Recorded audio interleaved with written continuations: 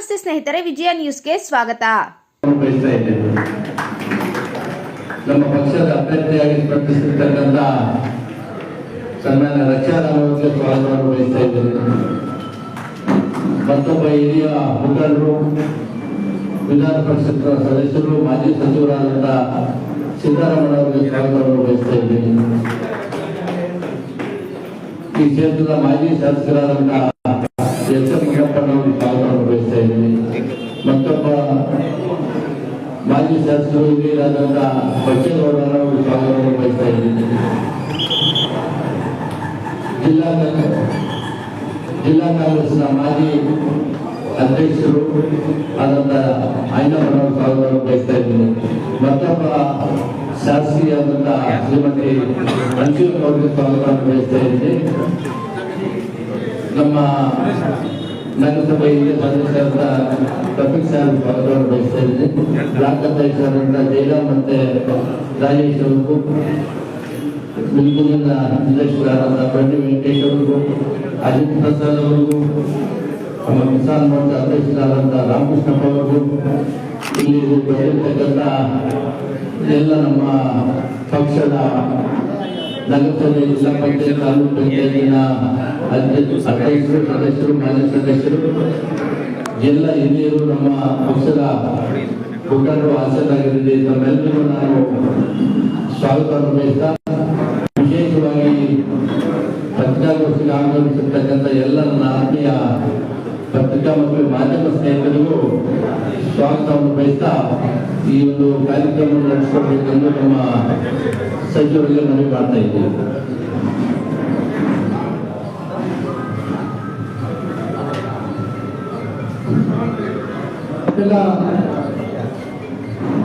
ಅದೇ ರೀತಿಯಾಗಿ ಶಿಕ್ಷಕರ ಕ್ಷೇತ್ರದಲ್ಲಿ ನಮ್ಮ ಡಿ.ಪಿ. ಶ್ರೀನಿವಾಸ್ ಅವರ ಪರವಾಗಿ ಮತವನ್ನು ನೀಡಿ ಅವರ ಬಗ್ಗೆ ಕಾರ್ಯಕರ್ತರಾದಂಥ ಎಲ್ಲ ನಮ್ಮ ಮುಖಂಡರಿಗೂ ಈ ಸಂದರ್ಭದಲ್ಲಿ ಕೃತಜ್ಞತೆ ಸಲ್ಲಿಸೋದಕ್ಕೆ ಈ ಒಂದು ಸಭೆಯನ್ನು ಆಯೋಜನೆ ಮಾಡಿದ್ದೀವಿ.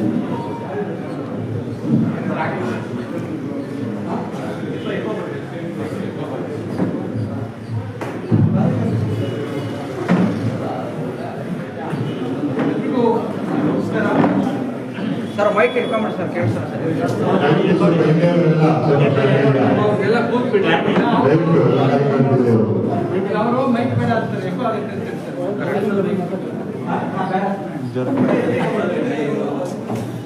ಎಲ್ರಿಗೂ ನಮಸ್ಕಾರ. ಈಗಾಗಲೇ ನಮ್ಮ ಜಿಲ್ಲಾ ಕಾಂಗ್ರೆಸ್ನ ಅಧ್ಯಕ್ಷರು ಈ ಒಂದು ಪತ್ರಿಕಾ ಸಮಾವೇಶದ ಬಗ್ಗೆ ನಮಗೆಲ್ಲರೂ ವಿಚಾರ ಹೇಳಿದ್ದಾರೆ. ಮೊದಲನೇದಾಗಿ ಲೋಕಸಭಾ ಚುನಾವಣೆಯಲ್ಲಿ ಏನು ದೇಶದಲ್ಲಿ ಮತ್ತು ರಾಜ್ಯದಲ್ಲಿ ಒಂದು ವಿಶೇಷವಾದಂಥ ರೀತಿಯಲ್ಲಿ ಫಲಿತಾಂಶ ಹೊರಬಂದಿದೆ. ಅದರಲ್ಲೂ ರಾಜ್ಯದಲ್ಲಿ ಕಾಂಗ್ರೆಸ್ ಪಕ್ಷ ಒಂದು ವರ್ಷದ ಆಡಳಿತದ ನಂತರ ಬಂದಿರತಕ್ಕಂಥ ಚುನಾವಣೆಯಲ್ಲಿ ಕಾಂಗ್ರೆಸ್ ಪಕ್ಷದ ನಿರೀಕ್ಷೆ ಬಹಳಷ್ಟು. ಒಂದು ವರ್ಷದಲ್ಲಿ ನಾವು ಕೊಟ್ಟಿರ್ತಕ್ಕಂಥ ಕಾರ್ಯಕ್ರಮಗಳ ಆಧಾರದಡಿಯಲ್ಲಿ ಮತ್ತು 10 ವರ್ಷಗಳ ಕೇಂದ್ರದಲ್ಲಿದ್ದಂಥ ಬಿಜೆಪಿ ಸರ್ಕಾರದ ವೈಫಲ್ಯಗಳನ್ನು ಮುಂದೆ ಇಟ್ಟುಕೊಂಡು ನಾವು ಈ ಚುನಾವಣೆಯನ್ನು ಎದುರಿಸಿದ್ದೇವೆ. ಕಳೆದ 5 ವರ್ಷಗಳ ಹಿಂದೆ ನಡೆದಂಥ ಪಾರ್ಲಿಮೆಂಟ್ ಚುನಾವಣೆಗೆ ಹೋಲಿಸಿದ ಸಂದರ್ಭದಲ್ಲಿ ಈ ಒಂದು ಚುನಾವಣೆಯಲ್ಲಿ ನಮಗೆ ಸ್ಥಾನಗಳು ಹೆಚ್ಚು ಬಂದಿದೆ. ಮತದಾನದ ಪಾಪ್ಯುಲರ್ ವೋಟ್ ಏನಿದೆ ಅದು ಕೂಡ ನಮಗೆ ಕಾಂಗ್ರೆಸ್ ಪಕ್ಷಕ್ಕೆ ಹೆಚ್ಚು ಆಗಿರ್ತಕ್ಕಂಥದ್ದು ಗಮನಿಸಿದೆ. ಆದರೆ ಫಲಿತಾಂಶದಲ್ಲಿ ನಮ್ಮೆಲ್ಲರ ಮುಖ್ಯಮಂತ್ರಿಗಳ, ಉಪಮುಖ್ಯಮಂತ್ರಿಗಳ ಮತ್ತು ಪಕ್ಷದ ಮತ್ತು ನಮ್ಮೆಲ್ಲರ ಒಂದು ನಿರೀಕ್ಷೆ ಇತ್ತು. ಆ ನಿರೀಕ್ಷೆಯನ್ನ ನಾವು ಮುಟ್ಲಿಕ್ಕೆ ಸಾಧ್ಯ ಆಗಿದೆ. ಇದಕ್ಕೆ ಮುಖ್ಯವಾಗಿ ತಮಗೆ ನಾನು ಹೇಳಲಿಕ್ಕೆ ಬಯಸೋದಿಷ್ಟೇ, ಮೊದಲನೇ ಹಂತದಲ್ಲಿ ನಡೆದಂಥ 14 ಲೋಕಸಭಾ ಕ್ಷೇತ್ರಗಳಲ್ಲಿ 2 ಲೋಕಸಭಾ ಕ್ಷೇತ್ರದಲ್ಲಿ ಮಾತ್ರ ಕಾಂಗ್ರೆಸ್ ಪಕ್ಷ ಗೆಲ್ಲಲಿಕ್ಕೆ ಸಾಧ್ಯ ಇದೆ. ಇನ್ನು 12 ಲೋಕಸಭಾ ಕ್ಷೇತ್ರಗಳಲ್ಲಿ ನಾವು ಸೋಲನ್ನು ಕಂಡಿದ್ದೇವೆ. ಸೋಲಿನ ಪ್ರಮಾಣ ಕೆಲವು ಕ್ಷೇತ್ರಗಳಲ್ಲಿ ಜಾಸ್ತಿ ಆಯಿತು, ಕೆಲವು ಕ್ಷೇತ್ರದಲ್ಲಿ ಅದರ ಕಮ್ಮಿ ಆಯಿತು. ಇದರಲ್ಲಿ ಮುಖ್ಯವಾಗಿ JDS ಮತ್ತು ಬಿಜೆಪಿಯ ಒಂದು ಹೊಂದಾಣಿಕೆ ಏನಾಯಿತು, ಆ ಹೊಂದಾಣಿಕೆ ಬಹಳ ಯಶಸ್ವಿಯಾಗಿ ಆಗಿದ್ರ ಒಂದು ಫಲ. ಮತ್ತು ನಮ್ಮ ಚುನಾವಣೆಗಳು ಪ್ರಾರಂಭದಲ್ಲಿ ಮೊದಲನೇ ಮತ್ತು ಎರಡನೇ ಹಂತ, ಅಂದ್ರೆ ದೇಶದ ಎರಡನೇ ಹಂತ ಮತ್ತು ಮೂರನೇ ಹಂತದಲ್ಲಿ, ರಾಜ್ಯದ ಮೊದಲನೇ ಹಂತ ನಾವು ಆಯಿತು, ಮುಂಚಿತವಾಗಿ ಆಯಿತು. ಆ ಸಂದರ್ಭದಲ್ಲಿ ನಾವ್ಯಾರು ನಿರೀಕ್ಷೆ ಮಾಡದೇ ಇದ್ದಂತ ಅಂತರ್ಗತವಾಗಿದ್ದಂತ ಕೆಲವು ಅಭಿಪ್ರಾಯಗಳು ಇವೆಲ್ಲ ಸೇರಿ ಇವತ್ತು ನಮಗೆ ಈ ರೀತಿ ಹಿನ್ನಡೆ ಆಗಲಿಕ್ಕೆ ಕಾರಣ ಅಂತಕ್ಕಂಥದ್ದು ನಮ್ಮೆಲ್ಲರ ಒಂದು ಅನಿಸಿಕೆ. ಅದರಲ್ಲೂ ವಿಶೇಷವಾಗಿ ನಾನು ಈ ಸಂದರ್ಭದಲ್ಲಿ ಮೊದಲನೇದಾಗಿ ಸೋಲು ನಾವು ಕಂಡಿದ್ದು ಸಹ ಕಳೆದ 5 ವರ್ಷಗಳ ಹಿಂದೆ ನಡೆದಂತ ಚುನಾವಣೆಗೆ ಹೋಲಿಸಿದಂತ ಸಂದರ್ಭದಲ್ಲಿ ಸರಿಸುಮಾರು 1 ಲಕ್ಷ ಹೆಚ್ಚು ಮತಗಳನ್ನ ಈ ಚಿಕ್ಕಬಳ್ಳಾಪುರ ಲೋಕಸಭಾ ಕ್ಷೇತ್ರದಲ್ಲಿ ಕಾಂಗ್ರೆಸ್ ಪಕ್ಷಕ್ಕೆ ಈ ಒಂದು ಲೋಕಸಭಾ ಕ್ಷೇತ್ರದ ವ್ಯಾಪ್ತಿಯಲ್ಲಿರ್ತಕ್ಕಂಥ ಮತದಾರರು ಕೊಟ್ಟಿದ್ದಾರೆ. ಪರ್ಸೆಂಟೇಜ್ ಲೆಕ್ಕ ಹಾಕಿದಾಗ ಕಳೆದ ಬಾರಿ 40.65% ಇತ್ತು, ಈ ವರ್ಷ 43.21% ಶೇಕಡಾವಾರು ಮತ ಸಿಕ್ಕಿದೆ. ಈ ಸಂದರ್ಭದಲ್ಲಿ ನಾನು ಸುಮಾರು 6,59,000ಕ್ಕಿಂತ ಹೆಚ್ಚು ಮತಗಳನ್ನು ಕೊಟ್ಟಿರ್ತಕ್ಕಂಥ ಮತದಾರರಿಗೆ ಕಾಂಗ್ರೆಸ್ ಪಕ್ಷದ ಪರವಾಗಿ ನಾನು ಈ ಸಂದರ್ಭದಲ್ಲಿ ಅವರಿಗೆ ನಮ್ಮ ಧನ್ಯವಾದಗಳನ್ನ ಮತ್ತು ಕೃತಜ್ಞತೆಗಳನ್ನ ಅರ್ಪಿಸಲಿಕ್ಕೆ ಬಯಸ್ತೇನೆ. ಜೊತೆಯಲ್ಲಿ ಇಷ್ಟು ಮತ ಬರಲಿಕ್ಕೆ ಕಾಂಗ್ರೆಸ್ ಪಕ್ಷದ ಮುಖಂಡರು, ಕಾರ್ಯಕರ್ತರು, ಕೆಳ ಹಂತದಲ್ಲಿರ್ತಕ್ಕಂಥ ಕಾರ್ಯಕರ್ತರು ಮತ್ತು ಮುಖಂಡರು ಇವತ್ತು ಪ್ರಾಮಾಣಿಕವಾಗಿ ಅವರೆಲ್ಲರೂ ಇವತ್ತು ಪಕ್ಷದ ಅಭ್ಯರ್ಥಿ ಗೆಲುವಿಗೆ ಬಹಳಷ್ಟು ಶ್ರಮ ವಹಿಸಿದ್ದಾರೆ. ಜೊತೆಯಲ್ಲಿ ಆ ಭಾಗಗಳಲ್ಲಿ ಇರ್ತಕ್ಕಂಥ ಶಾಸಕರು ಮತ್ತು ಮಾಜಿ ಶಾಸಕರು ಮತ್ತು ಇತರ ಮುಖಂಡರು ಇವರೆಲ್ಲರ ಸಹಕಾರದಿಂದ ಇವತ್ತು ನಮ್ಮ ಅಭ್ಯರ್ಥಿಯಾಗಿರುವಂಥ ರಕ್ಷಾರಾಮಯ್ಯನವರಿಗೆ ಇಷ್ಟು ದೊಡ್ಡ ಮಟ್ಟದಲ್ಲಿ ಮತಗಳು ಬಂದಿದೆ. ಒಂದು ಅಂಕಿಅಂಶ ನಾನು ತಮಗೆ ಹೇಳಲಿಕ್ಕೆ ಬಯಸ್ತೇನೆ. ಕಳೆದ ವಿಧಾನಸಭಾ ಚುನಾವಣೆ ಫಲಿತಾಂಶದ ಒಂದು ಅಂಕಿಅಂಶಗಳು ಹೇಳಬೇಕಾದ್ರೆ ಏನು ಈ ಒಂದು ಲೋಕಸಭಾ ಕ್ಷೇತ್ರದ ವ್ಯಾಪ್ತಿಯಲ್ಲಿ ಇರ್ತಕ್ಕಂಥ JDS ಮತ್ತು ಬಿಜೆಪಿ ಪಕ್ಷ ಗಳಿಸಿರ್ತಕ್ಕಂಥ ಮತಗಳನ್ನ ನಾವು ಕಳೆ ಹಾಕಿದ್ರೆ ನಮಗೂ ಕಾಂಗ್ರೆಸ್ಗೂ ಮತ್ತು ಅವರ ಇಬ್ಬರಿಗೂ ಸೇರಿ 2 ಲಕ್ಷ ಮತಗಳು ನಾವು ಹಿಂದೆ ಇದ್ದೀವಿ. ನಮಗೆ ಗೊತ್ತಿದೆ, ಯಲಹಂಕ ವಿಧಾನಸಭಾ ಕ್ಷೇತ್ರದಲ್ಲಿ ಬಹಳ ಹೆಚ್ಚು ಅಂದ್ರೆ 75,000ಕ್ಕಿಂತ ಹೆಚ್ಚು ಬಹುಮತದಿಂದ ಅಲ್ಲಿ ಬಿಜೆಪಿ ಪಕ್ಷ ಗೆದ್ದಿದೆ. ದೊಡ್ಡಬಳ್ಳಾಪುರ ವಿಧಾನಸಭಾ ಕ್ಷೇತ್ರದಲ್ಲಿ ಕೂಡ ನಮ್ಮ ಅಭ್ಯರ್ಥಿ ಸುಮಾರು 30,000ಕ್ಕಿಂತ ಹೆಚ್ಚು ಮತಗಳ ಅಂತರದಲ್ಲಿ ಸೋಲು ಕಂಡಿದ್ರು. ಅಲ್ಲಿ JDS ಪಕ್ಷ ಕೂಡ ಬಹಳ ಗಣನೀಯ ಪ್ರಮಾಣದ ಮತಗಳನ್ನು ಪಡೆದಿರ್ತಕ್ಕಂಥದ್ದು. ಈ ರೀತಿ ಒಂದೊಂದು ನೆಲಮಂಗಲ ಇರ್ಬೋದು, ಈ ರೀತಿ ಹಲವಾರು ಕ್ಷೇತ್ರಗಳಲ್ಲಿ ಇವತ್ತು ಈ ರೀತಿಯಾದಂತಹ ಒಂದು ವಾತಾವರಣ ಇದ್ರೂ ಸಹ ನಾವು ವಿಧಾನಸಭೆ ಚುನಾವಣೆ ಒಂದು ರೀತಿ ಆಗುತ್ತೆ, ಲೋಕಸಭಾ ಚುನಾವಣೆ ಮತ್ತೊಂದು ರೀತಿ ಆಗುತ್ತೆ ಅಂತಕ್ಕಂಥದ್ದನ್ನ ಗಮನದಲ್ಲಿಟ್ಕೊಂಡು ನಾವು ಈ ಚುನಾವಣೆಯನ್ನ ಬಹಳ ಆತ್ಮವಿಶ್ವಾಸದಿಂದ ನಮ್ಮ ಕಾರ್ಯಕ್ರಮಗಳನ್ನ ನೆಚ್ಚಿಕೊಂಡು ಬಿಜೆಪಿ 10 ವರ್ಷಗಳ ವೈಫಲ್ಯಗಳನ್ನ ಮುಂದೆ ಇಟ್ಟು ಮತದಾರರನ್ನ ಮನ ಗೆಲ್ಲಲಿಕ್ಕೆ ಪ್ರಯತ್ನ ಮಾಡಿದ್ವಿ. ಆದ್ರೂ ಅಂತಿಮವಾಗಿ ಮತದಾರರ ತೀರ್ಪಿಗೆ ನಾವೆಲ್ಲರೂ ತಲೆಬಾಗಬೇಕಾಗುತ್ತೆ.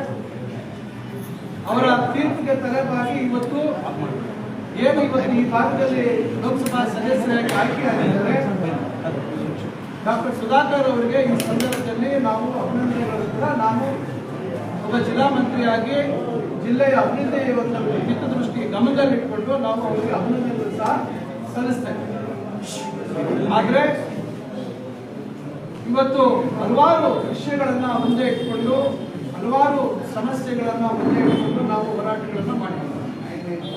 ನಮಗೆ ಗೊತ್ತಿದೆ, ಉತ್ತರ ಭಾರತದಲ್ಲಿ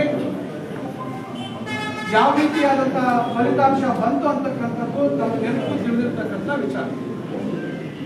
ದೊಡ್ಡ ಪ್ರಮಾಣದಲ್ಲಿ ಇವತ್ತು ಅಬ್ಕಿ ಬಾರ್ 400 ಪಾರ್ ಅಂತಕ್ಕಂಥ ಒಂದು ಹೇಳಿಕೆ ನಿರಂತರವಾಗಿ ಮಾಧ್ಯಮಗಳಲ್ಲಿ ಸಂಪೂರ್ಣವಾದಂತ ಒಂದು ವಾತಾವರಣ ಬಿಜೆಪಿ ಪರವಾಗಿದೆ ಅಂತಕ್ಕಂಥದ್ದು ಇವತ್ತು ಪ್ರಬಲವಾಗಿ ಇವತ್ತು ಜನರ ಮನಸ್ಸಿಗೆ ತಲುಪುವಂಥದ್ದು ಬಹುಶಃ ಒಂದು ಸ್ವಲ್ಪ ಮಟ್ಟಿಗೆ ಕಾರಣ ಇರ್ಬೋದು ಅಂತಕ್ಕಂಥದ್ದು ನಮ್ಮೆಲ್ಲರೂ ಅನಿಸಿಕೆ. ಆದ್ರೆ ಉತ್ತರ ಭಾರತದಲ್ಲಿ ವಾಸ್ತವಿಕ ವಿಚಾರ ಬೇರೆ ಇದೆ. ಈ ಬಹುಶಃ ಇದನ್ನ ಅರಿತು ಸನ್ಮಾನ್ಯ ಪ್ರಧಾನಮಂತ್ರಿಗಳು ನರೇಂದ್ರ ಮೋದಿ ಅವರು ಬಹುಶಃ ಇಲ್ಲಿ ಅವರ ಭಾಷಣದ ರೀತಿ ಬದಲಾಗಿ ಸಮಾಜದಲ್ಲಿ ಇವತ್ತು ಒಡಕನ್ನ ಮೂಡ್ತಕ್ಕಂಥ ಕೆಲವು ಹೇಳಿಕೆಗಳನ್ನ ಕೊಡ್ತಕ್ಕಂಥದ್ದು, ಮತಗಳ ಒಂದು ಪೋಲರೈಸೇಷನ್ ಆಗ್ತಕ್ಕಂಥ ಹೇಳಿಕೆಗಳನ್ನ ಕೊಡ್ತಕ್ಕಂಥದ್ದು, ಬಹುಶಃ ಇವೆಲ್ಲವೂ ಎಲ್ಲೋ ಒಂದು ಕಡೆ ಸ್ವಲ್ಪ ಪ್ರಮಾಣದ ಒಂದು ಮತಗಳು ಅವರಿಗೆ ಹೋಗ್ತಕ್ಕಂಥದ್ದಕ್ಕೆ ಸಾಧ್ಯ ಆಗಿದೆ ಅಂತಕ್ಕಂಥದ್ದು, ಸಾಧ್ಯ ಇರ್ಬೋದು ಅಂತಕ್ಕಂಥದ್ದು ನಮ್ಮಲ್ಲಿರ್ತಕ್ಕಂಥ ಅನಿಸಿಕೆ. ಆದ್ರಿಂದ ಎಲ್ಲ ಕಾರಣಗಳಿಂದ ನಮಗೆ ಸೋಲಾಗಿದೆ. ಆದರೂ ಕೂಡ ನಾವು ಮತದಾರರ ತೀರ್ಪನ್ನ ತಲೆಬಾಗಿ ಶಿರಸಾವಹಿಸಿ ಆ ಒಂದು ತೀರ್ಪನ್ನು ನಾವು ಸ್ವೀಕಾರ ಮಾಡ್ತೀವಿ. ಮುಂದೆ ಬರ್ತಕ್ಕಂಥ ಜಿಲ್ಲಾ ಪಂಚಾಯತಿ, ತಾಲೂಕು ಪಂಚಾಯತಿ, ಇತರೆ ಚುನಾವಣೆಗಳಲ್ಲಿ ಆ ಚುನಾವಣೆಗಳು ಬೇರೆ ರೀತಿ ನಡೀತದೆ. ವಿಧಾನಸಭೆ ಚುನಾವಣೆ ಒಂದು ರೀತಿ ನಡೆದ್ರೆ, ಜಿಲ್ಲಾ ಪಂಚಾಯತಿ, ತಾಲೂಕು ಪಂಚಾಯತಿ ಚುನಾವಣೆ ಒಂದು ರೀತಿ ನಡೀತದೆ, ಗ್ರಾಮ ಪಂಚಾಯತಿ ಚುನಾವಣೆ ಒಂದು ರೀತಿ ನಡೀತದೆ, ಲೋಕಸಭಾ ಚುನಾವಣೆ ಒಂದು ರೀತಿ ನಡೀತದೆ. ಆದ್ರಿಂದ ನಾನು ಈ ಸಂದರ್ಭದಲ್ಲಿ ನಮ್ಮ ಈ ಭಾಗದ, ವಿಶೇಷವಾಗಿ ಚಿಕ್ಕಬಳ್ಳಾಪುರ ಜಿಲ್ಲೆಯ ನಮ್ಮ ಮುಖಂಡರು ಮತ್ತು ಕಾರ್ಯಕರ್ತರಲ್ಲಿ ಮನವಿ ಮಾಡ್ತೇನೆ, ತಾವು ಯಾರು ವೃತ್ತಿ ಕಡಬೇಡಿ. ನಾವು ಇನ್ನ 4 ವರ್ಷ ನಮ್ಮ ಸರ್ಕಾರ ಇದೆ, ಹಲವಾರು ಅಭಿವೃದ್ಧಿ ಕೆಲಸಗಳನ್ನ ನಾವು ಮಾಡೋರಿದ್ದೀವಿ. ನಾವು ಮತದಾರರ ಮುಂದೆ ಮತ್ತೆ ನಾವು ಮುಂದೆ ಹೋಗ್ತಕ್ಕಂಥದ್ದು ಬಹಳ ಮುಖ್ಯ. ಮುಂದೆ ಬರ್ತಕ್ಕಂಥ ಜಿಲ್ಲಾ ಪಂಚಾಯತಿ, ತಾಲೂಕು ಪಂಚಾಯತಿ ಚುನಾವಣೆಗಳಲ್ಲಿ ಈ ಒಂದು ಸೋಲಿನ ಕಹಿ ನೆನಪನ್ನ ಬಿಟ್ಟು ಮುಂದೆ ಆಶಾಭಾವನೆಯಿಂದ ಮುಂದೆ ಪಕ್ಷದ ಬಲಪಡಿಸಲಿಕ್ಕೆ ನಮ್ಮಲ್ಲಿ ಆಗಿರ್ತಕ್ಕಂಥ ಲೋಪದೋಷಗಳು, ಸಣ್ಣ ಪುಟ್ಟ ವ್ಯತ್ಯಾಸಗಳು ಇವನ್ನೆಲ್ಲ ಬದಿಗೊತ್ತಿ ಪಕ್ಷದ ಸಂಘಟನೆಗೆ ನಾವೆಲ್ಲರೂ ಮುಂದಾಗಬೇಕು ಅಂತಕ್ಕಂಥದ್ದು ಇವತ್ತು ನಾನು ಈ ಸಂದರ್ಭದಲ್ಲಿ ಮನವಿ ಮಾಡ್ತೇನೆ. ಅದೇ ರೀತಿಯಾಗಿ ಸ್ಥಳೀಯ ಸಂಸ್ಥೆಗಳಿಂದ, ನಮ್ಮ ಶಿಕ್ಷಕರ ಕ್ಷೇತ್ರದಿಂದ ಏನಿವತ್ತು ಚುನಾವಣೆ ಆಯಿತು, ನಮ್ಮ ಡಿ.ಟಿ. ಶ್ರೀನಿವಾಸ್ ಅವರು ಇವತ್ತು ಬಹಳ ಒಂದು ಒಳ್ಳೆಯ ಅಂತರದಲ್ಲಿ ಇವತ್ತು ಆಯ್ಕೆ ಆಗಿದ್ದಾರೆ. ಇದಕ್ಕೆ ನಮ್ಮ ಮುಖಂಡರು ಬಹಳಷ್ಟು ಜನ ನನ್ನ ಅನುಪಸ್ಥಿತಿಯಲ್ಲಿ ಕೂಡ ಇವತ್ತು ಇಲ್ಲಿ ಮುಖಂಡರು ನಮ್ಮ ಜಿಲ್ಲೆಯಲ್ಲಿ ಮತ್ತು ಕೋಲಾರ ಮತ್ತು ಈ ಭಾಗದ ಈ ಕ್ಷೇತ್ರದ ದಾವಣಗೆರೆಯಿಂದ ಹಿಡಿದು ಏನು ಕ್ಷೇತ್ರ ಇದೆ ಈ ಕ್ಷೇತ್ರದ ವ್ಯಾಪ್ತಿಯಲ್ಲಿ ಎಲ್ಲರೂ ಒಗ್ಗಟ್ಟಾಗಿ ಕೆಲಸ ಮಾಡಿದ್ದಾರೆ. ಇವತ್ತು ಅಲ್ಲಿ ಶಿಕ್ಷಕರು ಇವತ್ತು ಕಾಂಗ್ರೆಸ್ ಪಕ್ಷದ ಮೇಲೆ ವಿಶ್ವಾಸ ಇಟ್ಕೊಂಡು ಈ ಭಾಗದಲ್ಲಿ ಮತವನ್ನು ಚಲಾಯಿಸಿ ಅವರ ಗೆಲುವಿಗೆ ಸಹಕರಿಸಿದ್ದಾರೆ. ಅವರ ಗೆಲುವಿನಲ್ಲಿ ಭಾಗವಹಿಸಿರ್ತಕ್ಕಂಥ ಎಲ್ಲ ನಮ್ಮ ಮುಖಂಡರು, ಕಾರ್ಯಕರ್ತರಿಗೂ ಈ ಸಂದರ್ಭದಲ್ಲಿ ನಾನು ನನ್ನ ಅಭಿನಂದನೆಗಳು ಮತ್ತು ಧನ್ಯವಾದಗಳನ್ನು ತಿಳಿಸಿ, ಶಿಕ್ಷಕರಿಗೂ ಸಹ ನಮ್ಮ ವಿಶ್ವಾಸವನ್ನು ಉಳಿಸ್ಕೊಳ್ತೀವಿ, ನಮ್ಮ ನಂಬಿಕೆ ಉಳಿತಕ್ಕಂಥ ನಿಟ್ಟಿನಲ್ಲಿ ನಮ್ಮ ವಿಧಾನ ಪರಿಷತ್ತಿನ ಸದಸ್ಯರು ಶ್ರೀನಿವಾಸ್ ಅವರು ನಡ್ಕೊಳ್ತಾರೆ ಅಂತಕ್ಕಂಥ ಭರವಸೆಯನ್ನ ಈ ಸಂದರ್ಭದಲ್ಲಿ ನಾನು ಕೊಡ್ತಾ, ಇವತ್ತು ಮತ್ತೊಮ್ಮೆ ಎಲ್ರಿಗೂ ತಾವು ಸಹ ಬಹಳಷ್ಟು ನಮಗೆ ಸಹಕಾರ ನೀಡಿದ್ದೀರಿ. ತಮ್ಮ ಇತಿಮಿತಿಗಳಲ್ಲಿ ತಮ್ಮ ಎಷ್ಟು ಸಹಕಾರ ನೀಡಬೇಕು ಅಂತಕ್ಕಂಥದ್ದು ನಮ್ಗೆ ಗೊತ್ತಿದೆ, ಅಷ್ಟರ ಮಟ್ಟಿಗೆ ತಾವು ನೀಡಿದ್ದೀರಿ. ನಾನು ತಮಗೂ ಸಹ ಈ ಸಂದರ್ಭದಲ್ಲಿ ನನ್ನ ಕೃತಜ್ಞತೆಗಳು ಮತ್ತು ಧನ್ಯವಾದಗಳನ್ನು ತಿಳಿಸಿ ನನ್ನ ಒಂದು ಮಾತನ್ನು ಮುಗಿಸ್ತೇನೆ. ನಮ್ಮ ಇತರ ಮುಖಂಡರು ಅವರ ಅನಿಸಿಕೆಗಳನ್ನು ಹೇಳ್ತಾರೆ. ನಮ್ಮ ಅಭ್ಯರ್ಥಿ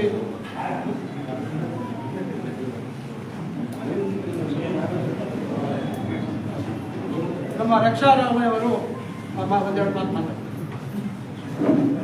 ಎಲ್ಲರಿಗೂ ನಮಸ್ಕಾರ. 2018ರಿಂದ ಸತತವಾಗಿ ನಮ್ಮ ಯುವ ಕಾಂಗ್ರೆಸ್ಸಿನ ಕಾರ್ಯಕ್ರಮಗಳ ಮುಖಾಂತರ, ಬಿಜೆಪಿ ಸರ್ಕಾರದ ಯುವಾಡಳಿತದ ಮುಖಾಂತರ ಹಲವಾರು ಕಾರ್ಯಕ್ರಮಗಳು ನಮ್ಮ ಕಾಂಗ್ರೆಸ್ ಪಕ್ಷ ಮತ್ತು ನಮ್ಮ ಚಿಕ್ಕಬಳ್ಳಾಪುರ ಲೋಕಸಭಾ ಕ್ಷೇತ್ರದ ಎಲ್ಲ ನಮ್ಮ ಯುವ ಕಾಂಗ್ರೆಸ್ ಕಾರ್ಯಕರ್ತರು, ಕಾಂಗ್ರೆಸ್ಸಿನ ಕಾರ್ಯಕರ್ತರು ಸತತವಾಗಿ 5-6 ವರ್ಷಗಳಿಂದ ಅಲ್ಲಿ ಕಾರ್ಯಕ್ರಮಗಳು ಮಾಡ್ಕೊಂಡಿದ್ದೀವಿ. ನಮ್ಮ ಕಾಂಗ್ರೆಸ್ ಪಕ್ಷ ಯುವಕರಿಗೆ ಈ ಒಂದು 24 ಚುನಾವಣೆಯಲ್ಲಿ ಬಹಳ ದೊಡ್ಡದಾದ ಒಂದು ಅವಕಾಶ ಮಾಡಿಕೊಟ್ಟಿದೆ. ನಮ್ಮ ಕರ್ನಾಟಕ ರಾಜ್ಯದಲ್ಲೇ 11 ಕ್ಷೇತ್ರದಲ್ಲಿ 40ಕ್ಕಿಂತ ಕಮ್ಮಿ ವಯಸ್ಸಿನ ಯುವಕರಿಗೆ ಒಂದು ಅವಕಾಶ ಮಾಡಿಕೊಟ್ಟಿದೆ. ಅದರಲ್ಲಿ 4 ಜನ ಯುವಕರು ಜಯಬೇರಿಸಿ ಮತ್ತೆ ಇನ್ನೂ 8 ಕ್ಷೇತ್ರಗಳಲ್ಲಿ ನಮ್ಮ ಹೇಳಿದಂಗೆ ಈ ಒಂದು ಭಾಗದಲ್ಲಿ ಮತ್ತೆ ಬಹಳಷ್ಟು ಬೇರೆ ಬೇರೆ ಕ್ಷೇತ್ರಗಳನ್ನು ನಾವು ಸೋಲನ್ನು ನೋಡಿದ್ದೇವೆ. ಈ ಒಂದು ಚುನಾವಣೆ ನಮ್ಮ ಕಾಂಗ್ರೆಸ್ ಪಕ್ಷ ಜನಪರವಾದ ಕಾರ್ಯಕ್ರಮಗಳನ್ನು ಕೊಟ್ಟು ನಾವು ಈ ಚುನಾವಣೆಗಳನ್ನು ಜನಪರವಾದ ಕಾರ್ಯಕ್ರಮಗಳು ನಿಮಗೆಲ್ಲ ಗೊತ್ತಿರುವ ಹಾಗೆ ಮನೆ ಮನೆಗೂ ತಲುಪಿ ಪ್ರತಿಯೊಬ್ಬರು ಯುವಕರಿಗೆ, ಮಹಿಳೆಯರಿಗೆ, ರೈತರಿಗೆ ಬಹಳಷ್ಟು ಕಾರ್ಯಕ್ರಮಗಳು ಕೊಟ್ಟು ನಮ್ಮ ಸರ್ಕಾರದ, ನಮ್ಮ ಕೇಂದ್ರ ಸರ್ಕಾರದ ಮತ್ತು ರಾಜ್ಯ ಸರ್ಕಾರದ ಪ್ರಣಾಳಿಕೆಗಳ ಮೇಲೆ ನಾವು ಈ ಚುನಾವಣೆಗೆ ಬಂದಿದ್ದೀವಿ. ಈ ಚುನಾವಣೆಯಲ್ಲಿ 22 ದಿನ ಸಮಯ ನಮ್ಮ ಕಾಂಗ್ರೆಸ್ ಪಕ್ಷ ಮತ್ತೆ ನಮಗೆ ಎಲ್ಲರಿಗೂ ಒಂದು ಅವಕಾಶ ಮಾಡಿಕೊಟ್ಟು ನಮ್ಮ ಎಲ್ಲ ಹಿರಿಯ ನಾಯಕರುಗಳಿಗೆ, ನಮ್ಮ ಖರ್ಗೆ ಸಾಹೇಬ್ ಇರ್ಬೋದು, ಸಿದ್ದರಾಮಯ್ಯ ಸಾಹೇಬ್ ಇರ್ಬೋದು, ಡಿ.ಕೆ. ಶಿವಕುಮಾರ್ ಸರ್ ಇರ್ಬೋದು, ಮತ್ತೆ ನಮ್ಮ ರಾಹುಲ್ ಗಾಂಧಿ ಅವರು ಯುವಕರಿಗೆ ಆದ್ಯತೆ ಕೊಡಬೇಕು ಅಂತ ಬಹಳಷ್ಟು ಪ್ರಯತ್ನ ಪಟ್ಟು ಮತ್ತು ನಮ್ಮೆಲ್ಲ ಕ್ಷೇತ್ರದ ಯುವಕರು, ಮಹಿಳೆಯರು, ರೈತರು, ಕಾರ್ಯಕರ್ತರು ಅತಿ ಹೆಚ್ಚು ಮತಗಳನ್ನು ತಗೋಬೇಕು ಅಂತ ನಾವೆಲ್ಲರೂ ಕಾರ್ಯಕ್ರಮಗಳು ಮಾಡಿಕೊಂಡು, ಯೋಜನೆಗಳು ಮಾಡಿಕೊಂಡು ಮನೆ ಮನೆಗೂ ಹೋಗಿ ನಮ್ಮ ಪ್ರಣಾಳಿಕೆಗಳನ್ನ ತಲುಪುವಂತೆ ಕಾರ್ಯಕ್ರಮಗಳು ಮಾಡಿದ್ದೀವಿ.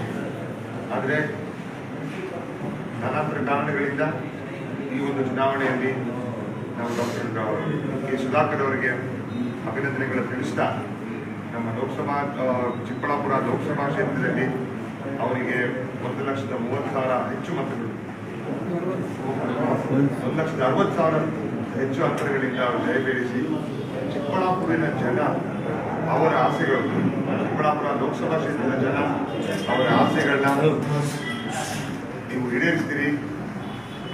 ಸಂಸದೆಯಲ್ಲಿ, ಲೋಕಸಭೆಯಲ್ಲಿ ಚಿಕ್ಕಬಳ್ಳಾಪುರಿನ ನಮ್ಮ ಜನತೆಯ ಒಂದು ಆವಾಜ್ ನೀವು ಮಾಡಿಕೊಂಡು ಒಂದು ಧ್ವನಿ ನೀವು ಎತ್ತಿ ನಮ್ಮ ಜನರಿಗೆ ಕಾಪಾಡ್ತೀರಾ ಅಂತ ಒಂದು ನಂಬಿಕೆ ಇಡ್ತಾ ನಮ್ಮೆಲ್ಲ ಕಾಂಗ್ರೆಸ್ ಪಕ್ಷದ ಕಾರ್ಯಕರ್ತರು, ಕಾಂಗ್ರೆಸ್ ಪಕ್ಷದ ನಾಯಕರುಗಳು ಮತ್ತೆ ನಮ್ಮ 8 ಕ್ಷೇತ್ರದ ಶಾಸಕರುಗಳು, ಮಾಜಿ ಶಾಸಕರು, ನಮ್ಮ ಮಂತ್ರಿಗಳು, ನಮ್ಮ ಮುಖ್ಯಮಂತ್ರಿಗಳು, ಉಪಮುಖ್ಯಮಂತ್ರಿಗಳು ಮತ್ತು ನಮ್ಮ ಈ ಒಂದು ಕ್ಷೇತ್ರಕ್ಕೆ ಎಲ್ಲ ಪ್ರತಿಯೊಬ್ಬರು ನಾಯಕರುಗಳು ಬಂದು ನಮ್ಮ DCC ಬ್ಲಾಕ್ ಅಧ್ಯಕ್ಷರು, ಡಿಸ್ಟ್ರಿಕ್ಟ್ ಅಧ್ಯಕ್ಷರು, ಎಲ್ಲ ನಮ್ಮ ಮಾಜಿ ನಾಯಕರು, ಮಹಿಳಾ ಕಾಂಗ್ರೆಸ್, ಯೂತ್ ಕಾಂಗ್ರೆಸ್ ಮತ್ತೆ ನಮ್ಮ NSUI, ಕಿಸಾನ್ ಕಾಂಗ್ರೆಸ್ ಎಲ್ಲ ನಮ್ಮ ಫ್ರಂಟಲ್ಗಳು ಈ ಒಂದು ಚುನಾವಣೆಯಲ್ಲಿ ಬಹಳ ಶಕ್ತಿಯಿಂದ ಕೆಲಸ ಮಾಡಿದ್ದಾರೆ.